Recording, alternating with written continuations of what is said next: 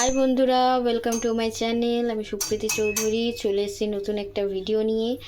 দেখো, আজকে দেখাবো তোমাদের কী কী মেনু করেছি। ঠিক আছে, এই দেখো, এই যে সাদা ভাত,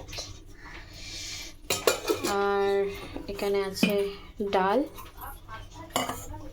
আর এটা করেছি এই যে উচ্ছে কুমড়ো বেগুন দিয়ে চচ্চড়ি, উচ্ছে কুমড়ো বেগুন দিয়ে।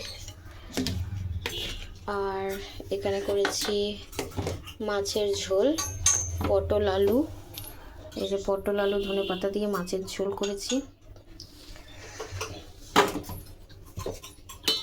আর এইখানে আছে মেয়ের মাছের ঝোল, গাজর